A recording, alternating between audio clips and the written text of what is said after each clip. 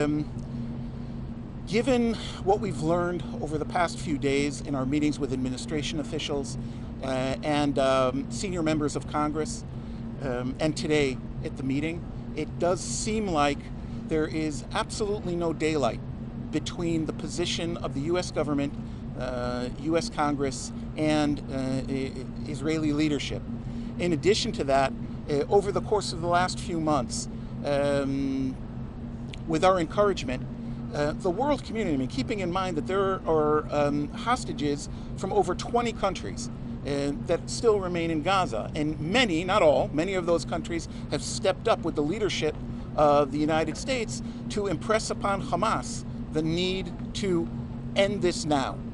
And so, together with the additional military pressure that's been put on Hamas by the Israeli military and intelligence services, and the, again, ironclad commitment that we got today from our Prime Minister and from President Biden, there is more reason today than in any time since the last round of hostage releases that something can happen, and that all sides, that there is a place now to complete this three-phase deal. Do you have a sense at all of timing as to when that might get done? That's a bit above our pay grade, I'm afraid, but we did get a commitment from the President and from the Prime Minister that both teams will be working by the hour in the coming days to put out an adjusted proposal to Hamas, and they understood completely and are partnered with us around the urgency, that the cycles of back and forth get narrower and narrower so that we can get to the finish line, again, for our loved ones, for Israel, and for the people of Gaza.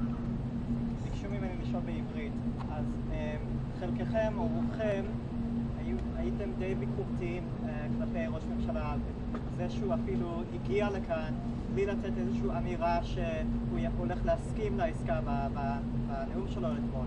אחרי הפגישה עכשיו, שיניתם את התפיסה לגביו או שעדיין יש לו מה להוכיח?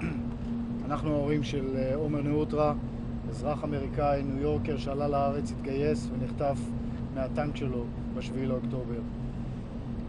כן, אנחנו היינו סקפטיים במקצת, בגלל ששמענו את האמירות של ראש הממשלה עד עכשיו, עם מעט מאוד אינפורמציה על ההסכם, והוא רק דיבר על המאמצים שנעשים, אבל לא על ההסכם עצמו.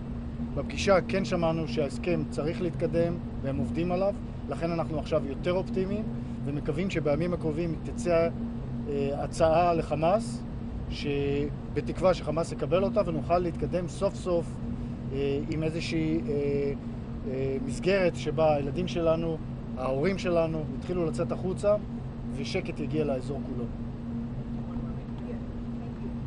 Do you have any message? We've seen people protesting from it's now. Do you have any message for people that are protesting on both sides? About protests. Well, again, there are things that I think are a little bit above our pay grade right now. I'm not entirely sure which protesters you're referring to, so if you could help me out a little bit, Okay, that would be great. I mean, there were a group of Palestinians that were outside today, and in the past there's been, even on today, there were a group of Israeli as well on both sides. So. Right. Well, the beauty of democracy in the United States and in Israel and other true democracies is that people have the right and the obligation to speak their minds. I think we all accept that. You know, some of it is hurtful because our loved ones' lives are in the balance. This is not a kind of political science laboratory for us. But as long as this is the rules of democracy.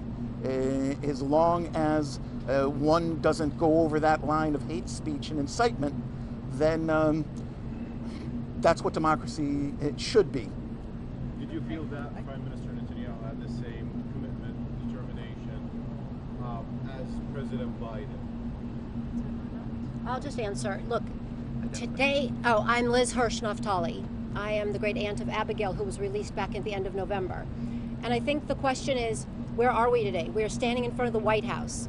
It's a historical moment where the President of the United States, with the Prime Minister of Israel, the President invited hostage families that they have worked with for 10 months to get their loved ones home. So the commitment is that we sat in a room with two men, two great leaders, that we need to be making the decision. And we know that Prime Minister Netanyahu is the person who needs to say yes. We know that he has a deep, long relationship with President Biden. And while they could not share details, what they could share was this relationship. Maybe sometimes it's rocky, but right now you see it's solid. And right now you see that these two men understand that there's 120 people that need to be released. And what we also understand is that the fighting needs to stop. So when you ask that question, think about where we are at this moment. And think about this one time where you have a President of the United States, Joe Biden, Prime Minister Bibi Netanyahu, coming together for a meeting and then inviting us and listening to us and sharing with us and committing to us the rapid return of our loved ones. I understand. Thanks, I guys. appreciate your Thank answer. you. Thank you. Thank you. They did it. They did it. Okay. Thanks, guys. They got me trains and stuff. Thank you. Thank you all very much. Thank you. Thank you.